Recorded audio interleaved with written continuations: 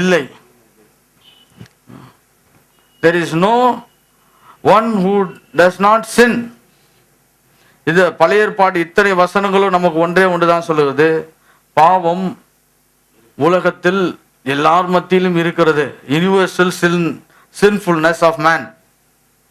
எல்லா மனிதனும் தேவனுக்கு முன்பாக எப்படியா இருக்கிறான்? பாவியா இருக்கிறான். இதை நம்ம எப்போ சரியா பார்க்குறோமோ அப்போதான் நமக்கு இந்த ஒரிஜினல் சின் என்ன பண்ணும் புரியும். இயேசுவும் இதை குறித்து யோவான் எழுதின சுவிசேஷம் 2ஆம் அதிகாரம் 23ஆம் வசனத்திலே, பஸ்கா பண்டிகையிலே அவர் எருசலேமில் இருக்கையில் அவர் செய்த அற்புதங்களை அநேகர் கண்டு அவருடைய நாமத்தில் விசுவாசம் வைத்தார்கள். அப்படி இருந்தும் இயேசு எல்லாரையும் அறிந்திருந்தபடியால் அவர்களை நம்பி இணங்கவில்லை. பாருங்க, ஏன் எல்லாரையும் நம்பல? ஏன்னா அவருக்கு தெரியும் இவன்லாம் என்னவா இருக்கிறான், இவெல்லாம் கரெக்ட் கிடையாது, இவெல்லாம் என்ன கிடையாது, கரெக்ட் கிடையாது. இன்னொரு வசனத்தை படிக்கலாம். லூக்கா 11ஆம் அதிகாரம் 13ஆம் வசனம். பொல்லாதவர்களாகிய நீங்கள் யாரை குறித்து பேசினா? மனிதனை குறித்து பேசிக் கொண்டிருக்கிறார். மனிதனை குறித்து பேசிக் கொண்டிருக்கிறார். பொல்லாதவர்களாகிய நீங்கள். இப்ப இவன் பொல்லாதது செய்தான்னு எப்படி தேவனுக்கு தெரியும்? இல்ல, எல்லாருமே பொல்லாதவன் என்ற தேவன் என்ன பண்றார் பார்க்கிறார். வேதம் சொல்லுகிறது, நாம் பாவிகளா இருக்கும் பொழுதே கர்த்தர் நம்ம என்ன பண்ணாராம்? அன்பு கூர்ந்தாராம். அப்ப எப்ப பாவியானோம்? பிறக்கிறதுக்கு முன்பாகவே ஆதாமினுடைய பாவம் நமக்கு இலவசமாய் கொடுக்கப்பட்டிருக்கிறது. அது நமக்கு அடைந்திருக்கிறது. அதனால இன்ஹெரிட்டட் கரப்ஷன் என்று சொல்கிறோம். நாம் பிறக்கிறப்ப பாவிகளாக பிறந்தோம். அதை தான் யூனிவர்சல் சின் என்று பார்க்கிறோம். இதை தான் பவுலும் என்ன பண்ணுகிறார்? ரோமர் 3ஆம் அதிகாரம் 11ஆம் வசனம். உணர்வுள்ளவன் இல்லை, தேவனை தேடுகிறவன் இல்லை. இது எல்லாம் மனிதனுக்குள்ளாகவும் இப்படிதான் இருந்துச்சு பாருங்க. அதனால்தான் கர்த்தர் பார்த்தாரு, ஒரு மனிதனை இவரே கண்டுபிடிச்சு, இவரே அவனை கூப்பிட்டு, இவரே தன்னை வெளிப்படுத்தி, அவர் தான் ஆபிரகாம்.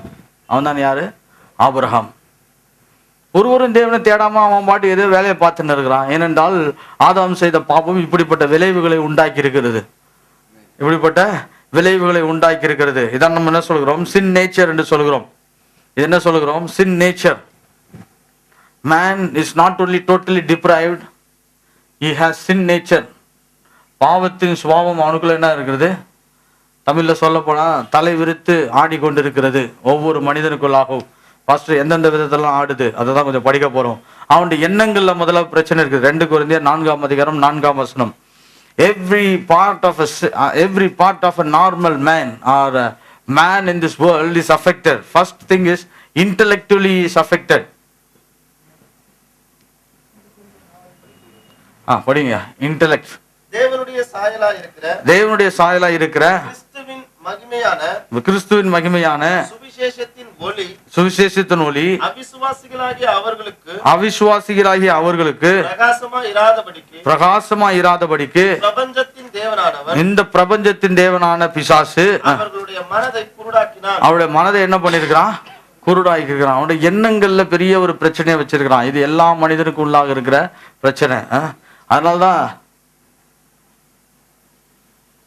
பாவம் செய்த ஒருத்தனை டிவியில போட்டா கூட நம்ம ஆளுங்க போய் அவன் காலில் விழுந்து கடவுள் தான், இவன் தான் கடவுள்னு கும்பிட்டுன்னு இருக்கிற ஊர் இது. கரெக்டா?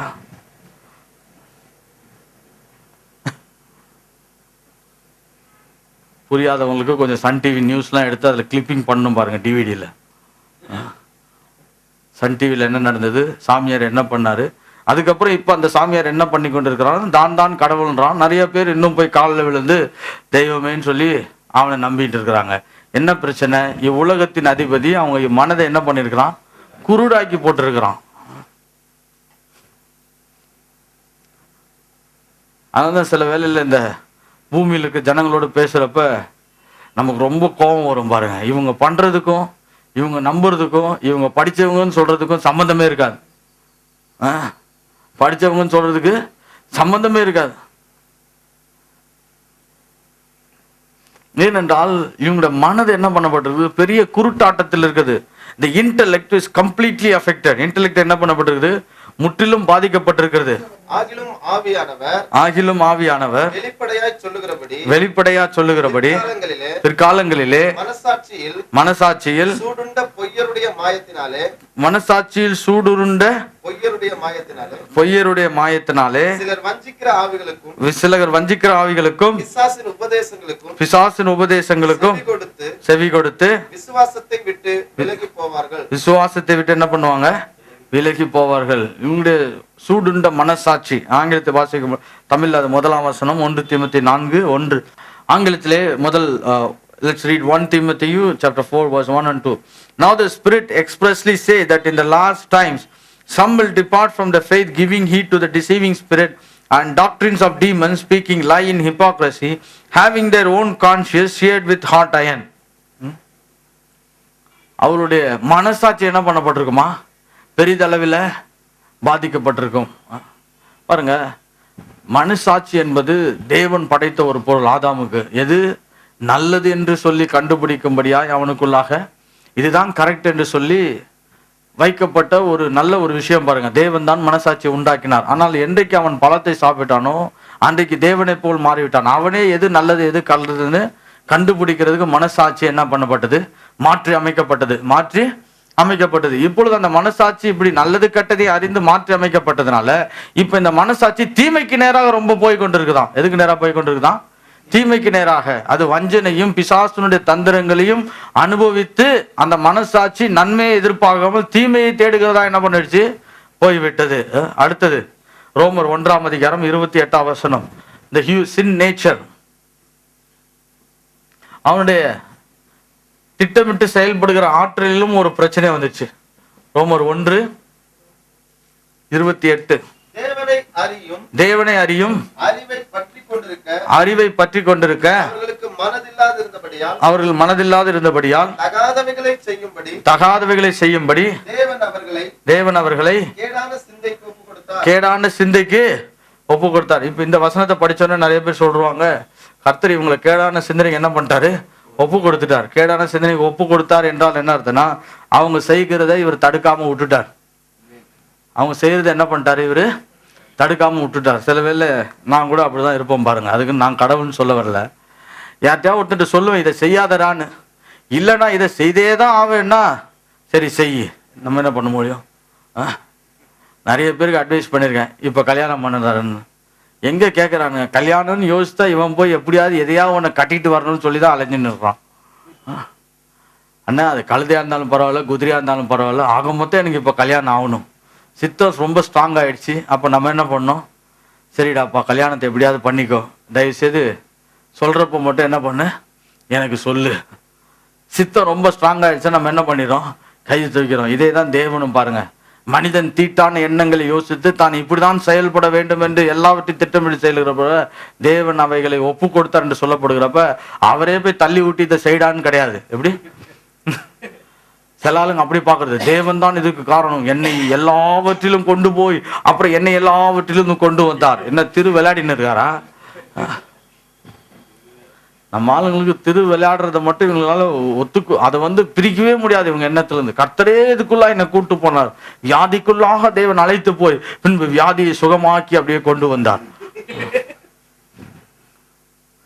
திரு விளையாட மாட்டாரு.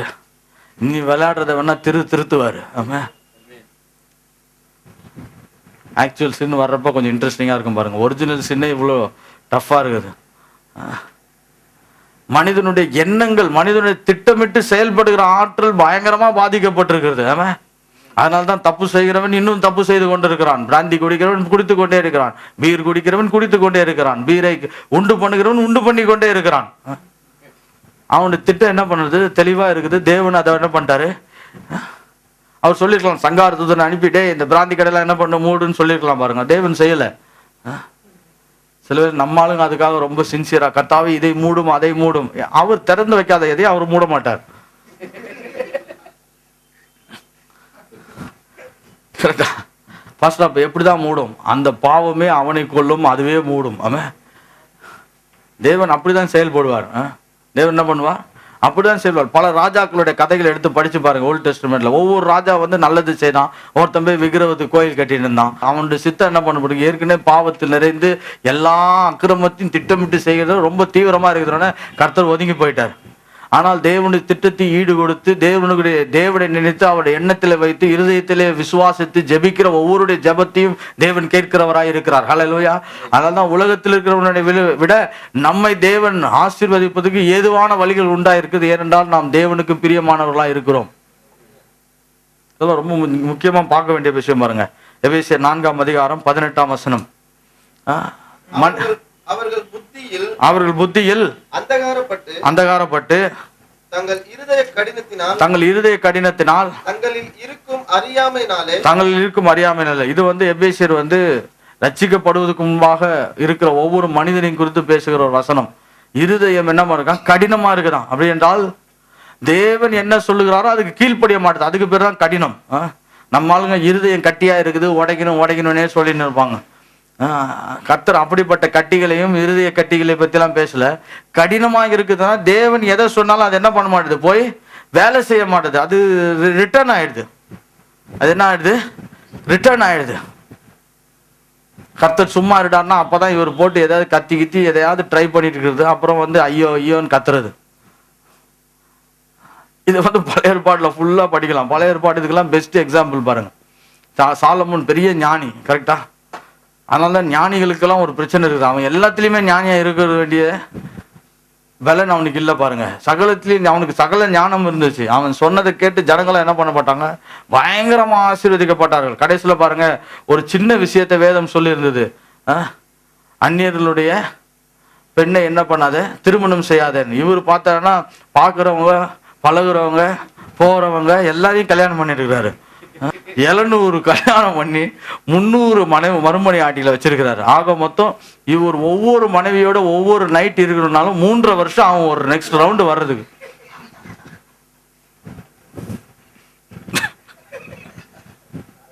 சில ஆளுங்க சொல்லுவாங்க ரொம்ப ஞானி அவரு, ஒரு மனைவியோட படாத பாடுபடுறோன்னு சொல்லி இப்படி பண்ணிட்டாரு. அவன் பட்ட பாடம் அவனுக்கு தான் தெரியும். வேதம் சொல்லுது, கடைசி நாட்களிலே அவர்கள் என்ன பண்ணாங்கன்னா, இவன் இருதயத்தை விக்கிரகத்துக்கு நேராக எடுத்துட்டு போய் இவன் அந்நிய தேவர்களை வணங்க ஆரம்பிச்சிட்டான். இருதயம் என்ன ஆச்சு, கடினமாயிடுச்சு. அதனால்தான் இது வந்து நீதிமான் சாலமோன் ஞானியா இருந்தான், ஆனால் அவனுக்குள்ளாயும் பாவம் இருந்தது. அவனுக்குள்ளாய் என்ன இருந்தது, பாவம் இருந்தது. எல்லாரும் பாவிகளா இருந்தார்கள். பாஸ்டர் இப்போ அப்படி இருக்க முடியுமா? இப்போ அப்படி இருக்கவே முடியாது. கர்த்தர் இருதயத்தை அவருடைய பரிசுத்த ஆவியினாலே நமக்கு மாற்றி அமைத்தவராய் இருக்கிறார். You have a new heart and a new spirit. ஹல்லேலூயா. கடைசியா ஒரே ஒரு வசனத்தை வாசிக்கலாம். ரோமர் 1:18 his total being is corrupted. நம்ம ஒவ்வொன்றா படிச்சோம். கடைசியா ரோமர் 1:18 பார்க்கிறப்ப சத்தியத்தை அநியாயத்தினாலே அடக்கி வைக்கிற மனுஷருடைய எல்லாவித அவபக்திக்கும் போதும். சத்தியத்தை மனிதன் என்ன பண்ணுகிறானா, அடக்கி வைக்கிறானா.